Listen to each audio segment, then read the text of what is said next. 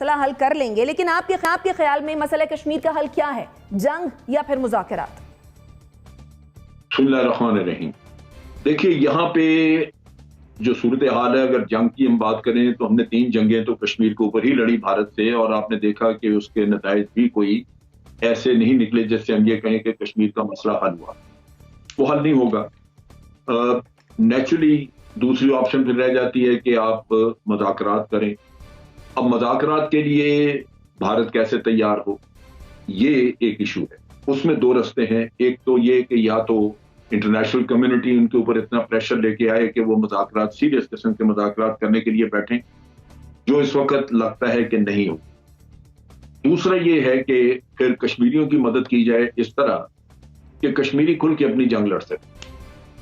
जिस तरह यहाँ पे भारत बलोचिस्तान में लोगों को हथियार दे रहा है, पैसा दे रहा है, और कोई उसको पूछने वाला नहीं, कोई ना भारत में कोई उसको मलाल है, ना उसको शर्म है इस बात की, और हम इल्जाम लगाते हैं, वो तरदीद तक नहीं करते। बलोचिस्तान पाकिस्तान का एक प्रॉपर सूबा है, हिस्सा है, जबकि कश्मीर एक मुतनाज़ा इलाका है और वहां के लोग जो हैं वो आज़ादी भी मांगते हैं भारत से, और उसके साथ साथ यूनाइटेड नेशन की करारदादों में जिस तरह ये इशू हाईलाइट हुआ है, उससे इनको यूनाइटेड नेशन चार्टर के तहत इजाजत है कि ये मुसल्लह स्ट्रगल भी कर सकते हैं। लिहाजा मेरा अपना अंदाजा है कि मुज़ाकरात का किस्सा तो अपनी जगह पे, लेकिन कश्मीरियों की मदद, अब ज़बानी जो हम बात करते रहे हैं कि हम इखलाकी और सफारती मदद करेंगे, मेरा ख्याल है कुछ उससे बढ़ के करने की जरूरत होगी, क्योंकि या तो उस मुश्किल की वजह से भारत मजबूर होकर बात करेगा अगर उसको वहां पे बड़ी कीमत चुकानी पड़ रही है, या फिर इंटरनेशनल प्रेशर इस वक्त नजर नहीं आ रहा। तो मेरा ख्याल है कि कश्मीरियों की मदद करना ये एक ऑप्शन वर्केबल नजर आती है स्टेज पे, और भारत को अगर अपने खून में कीमत अदा करनी पड़ी तो लाजमन फिर वो बात सुनने के लिए भी तैयार हो। ठीक, एनबीसी, जैसा कि जनरल साहब कह रहे हैं ना कि मुज़ाकरात के टेबल पर बैठने के लिए होना तो ये चाहिए कि इंटरनेशनल कम्युनिटी जो है वो प्रेशर बिल्ड करे ताकि मुज़ाकरात की मेज़ पर आए, बैठें और बात करें, लेकिन आपके ख्याल में क्या इंटरनेशनल कम्युनिटी इंटरेस्टेड है इसमें? मेरा ख्याल नहीं है, बिल्कुल नहीं, कतई नहीं है। और क्यों नहीं? अब तक तो मुज़ाकरात हो जाते हैं, पहले भी हो चुके।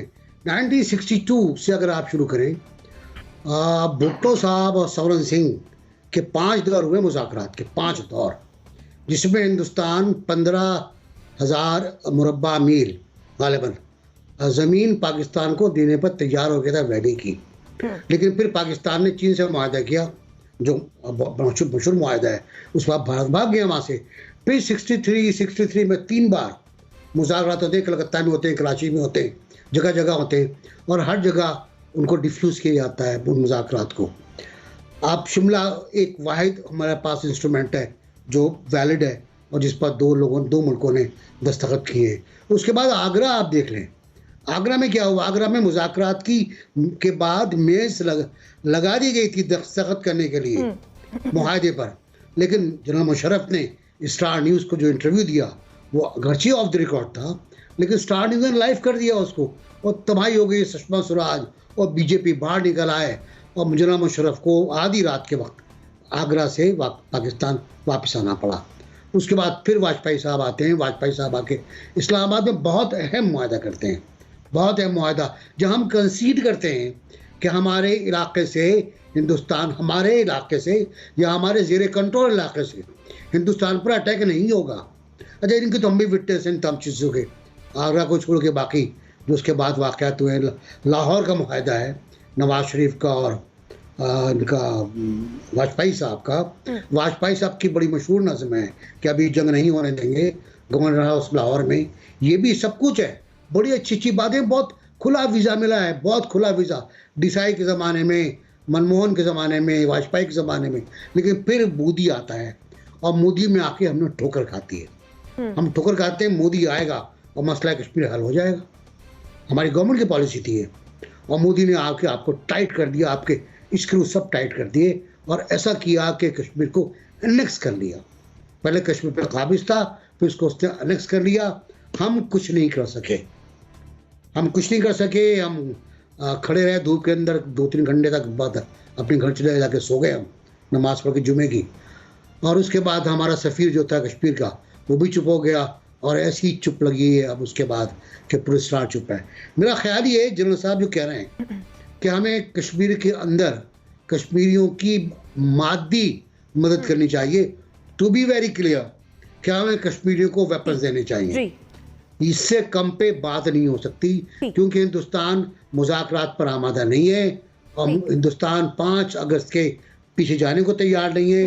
अगर आपने कुछ नहीं किया तो ये हड़प कर जाएगा और फिर हम 70 साल बाद एक बार फिर यौम यकजहती मनाएंगे और याद करेंगे कि जनरल साहब होते थे। हम तो नहीं होंगे, कोई और होगा, रेफरेंस दे रहा होगा। देखिए, जो वज़ीर आज़म साहब बात कर रहे हैं मुज़ाकरात के हवाले से, वो अक्सर ये बात करते रहते हैं कि अगर भारत के साथ बातचीत हो गई तो मामला हल होगा। लेकिन बड़ी सीरियस बात हुई है कि हम क्या वेपन देंगे कश्मीरियों को? अगर वेपन अब देंगे तो फिर हाफिज़ सईद को क्यों बंद किया हुआ है? देखिए ना, जनरल परवेज़ मुशर्रफ के दौर में 4 जनवरी 2004 की जो स्टेटमेंट थी, उसके बाद तो ये मामला बंद हो गया था। फिर अभी 5 अगस्त 2019 के बाद वज़ीर आज़म साहब ने जो इक़दामात की मंजूरी दी, बसें बंद, ट्रेन बंद, आना जाना बंद, वहाँ हाई कमिश्नर नहीं है, इधर हाई कमिश्नर नहीं है, तो बातचीत कैसे होगी? फिर ख़ुद वज़ीर आज़म साहब ने कश्मीर के इलेक्शन के दौरान जाकर कहा था कि अगर हम भारत से नॉर्मलाइजेशन करेंगे तो कश्मीरियों के खून के साथ गद्दारी होगी। तो मैं नहीं समझता, या तो फिर वज़ीर आज़म साहब कोई बैक चैनल चलवा रहे हैं जिसका कौम को नहीं बताया गया। मियां मंशा साहब ने अभी चंद दिन पहले ये बात की थी, अगर वो सूरत हाल है फिर वो भी बता दी जाए। अदरवाइज़ तो नहीं लग रहा कि कोई इंटरेक्शन होगा, कोई बातचीत होगी। उन्होंने अपने आइन में तरमीम करके कश्मीर हड़प कर लिया है, हम कहते हैं हड़प करेंगे, वो तो हड़प कर चुके। ठीक है मोना, देखिए, बातचीत वाला ऑप्शन तो हमने हमेशा खुला रखा है, लेकिन मुझे नहीं लगता कि ये प्रेजेंट जो मोदी की फैसिस्ट गवर्नमेंट है उसके अंदर कोई बातचीत हो सकती है। ये तो एक क्लियर अंडरस्टैंडिंग अब हो जानी चाहिए। अब इनसे हम कितनी और उम्मीद लगाएंगे? लेकिन अभी जो इस प्रोग्राम में बड़ी सीरियस बात हुई है ना, उनको वेपन्स देने की, हथियार देने की, ताकि वो अपनी आर्म स्ट्रगल को आगे ले जाएं। पहली बात तो ये है कि अगर आप ऐसा करेंगे, क्या बैनुल अक़वामी सतह पर आपको कोई प्रेशर नहीं आएगा? वो FATF जो कि आए रोज आपके हाथ मरोड़ता रहता है, और अब IMF ने भी कह दिया है कि उनसे आप पहले खुश करके उनको आए तब आप हमसे बात करें, तो क्या उसकी कोई रेपरकशंस हमारी तरफ नहीं आएंगी? अगर आ गई तो हमारी क्या ऑलरेडी जो घुटी हुई मईशत है हम उसको और घोट देंगे? तो इस बात का भी थोड़ा सा हमें ख्याल रखना चाहिए। इसको मद्देनजर रख के फिर अपनी स्ट्रेटेजी बनाए। ये ना हो कि वो बात करते करते हम अपने पाकिस्तानियों का मजीद दम तोड़ दें। ठीक है, मुजम्मिल सोहरावर्दी साहब।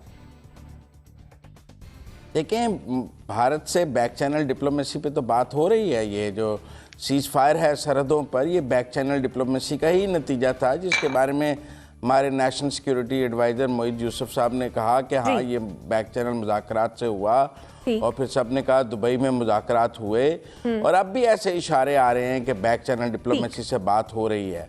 लिहाजा इमरान खान का एक पोस्चर और है मुल्क के अंदर, और एक फॉरेन पॉलिसी का पोस्चर और है। ठीक हो गया। बाकी ये बात ठीक है कि मौजूदा दौरे हुकूमत में जितना कश्मीर को नुकसान पहुंचा है, कश्मीर कॉज को, इससे पहले